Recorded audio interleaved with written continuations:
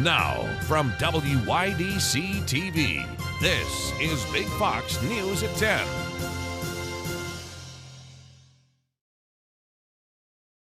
Thanks for joining us this Friday night. I'm Anna Manuel. A Painted Post man is under arrest, accused of killing his sister with a frying pan. State police arrested 59-year-old John Marvin for second-degree murder and first-degree assault in the town of Irwin.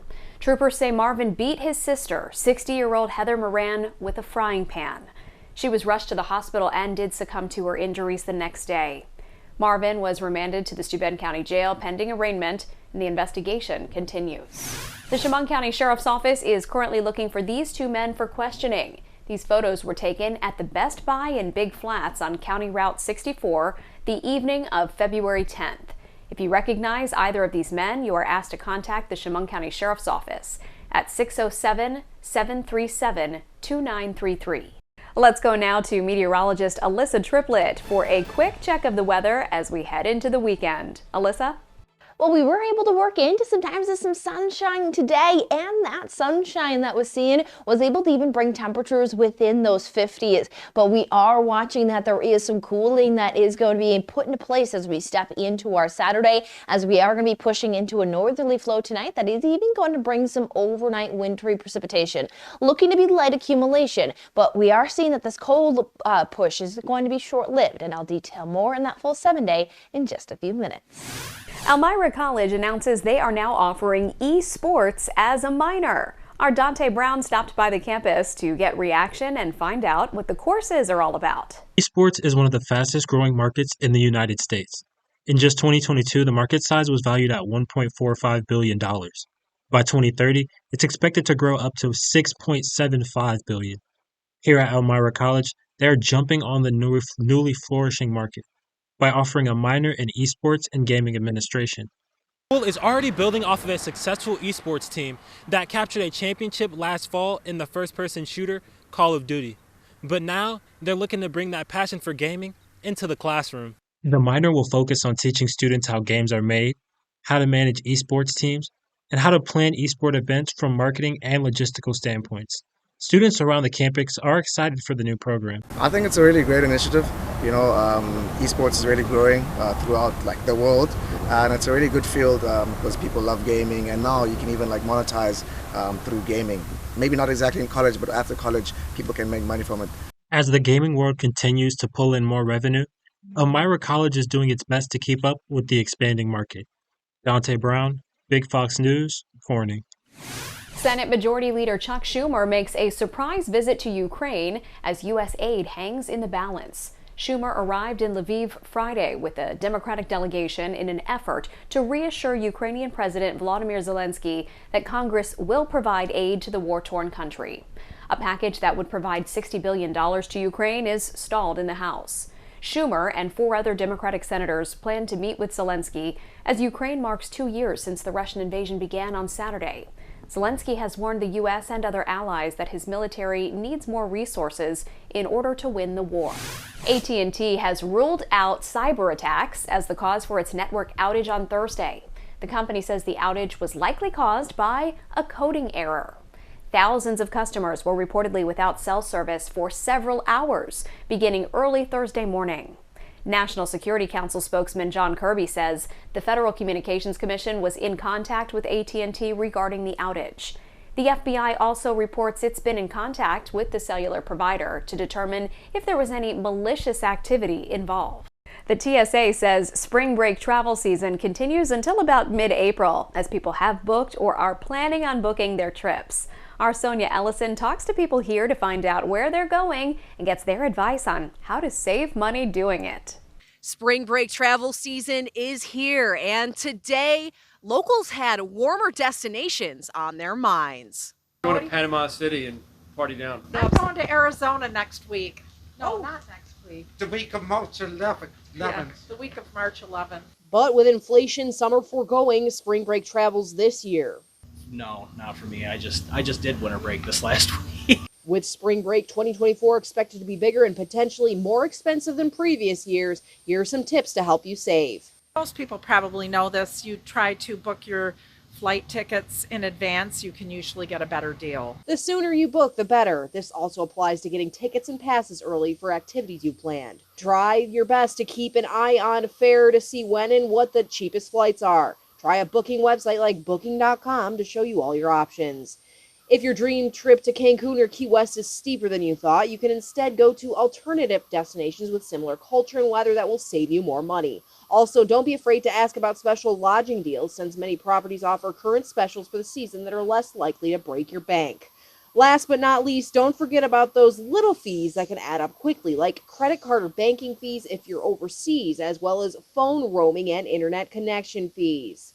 And don't forget to set aside cash to have on hand. And if you're traveling out of country, be sure to convert it to the country's currency. So in case of emergency, you don't pay extra fees and don't have to withdraw any more cash.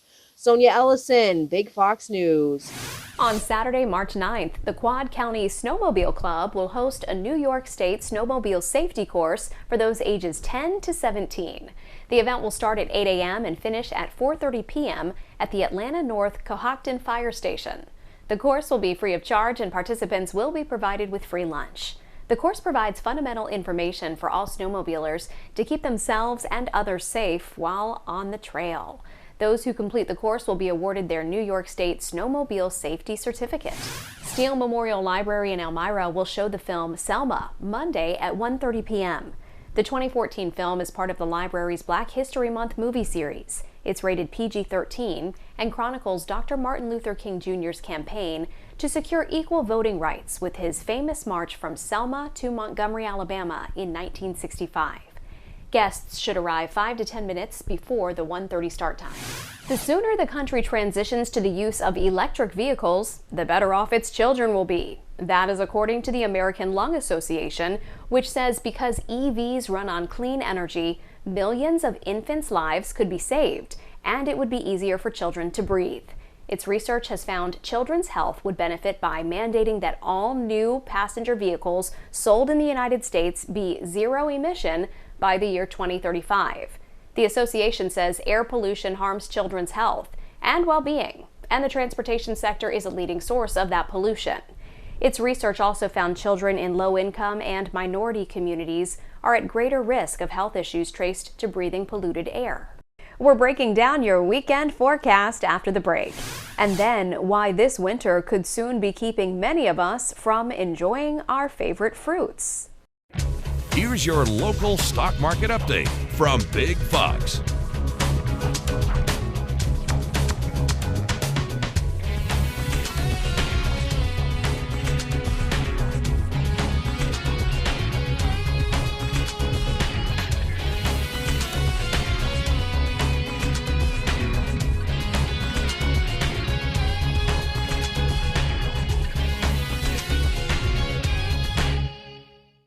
Now, your Twin Tiers forecast from Big Fox.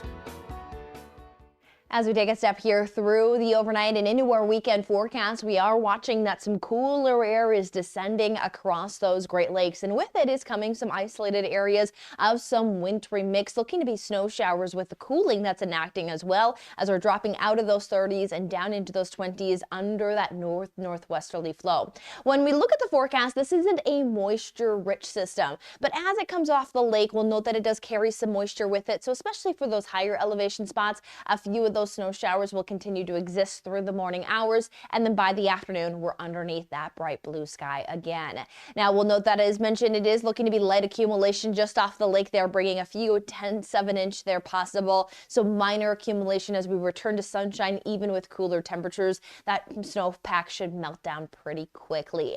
Now we'll note that we are going to see another weak system similar to this one again Sunday night, so something to mention is it's not going to be a big impact in our forecast, so it is going to go under mentioned, so wanted to get off the bat right away. But generally more of our weekend is going to be about more sunshine and the turnaround of temperatures after we deal with this cool Saturday.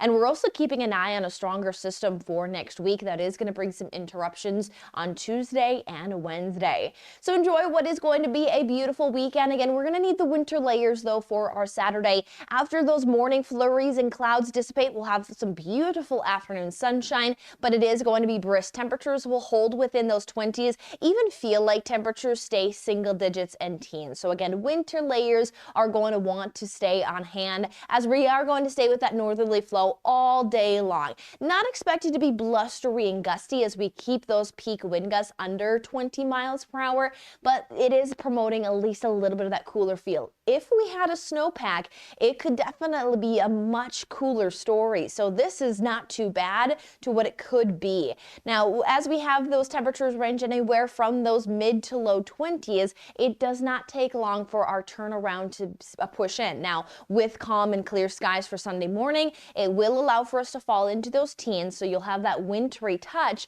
but it's going to feel like spring by Sunday afternoon as we're going to have abundant blue skies and bring those temperatures back up into those low to mid 40s.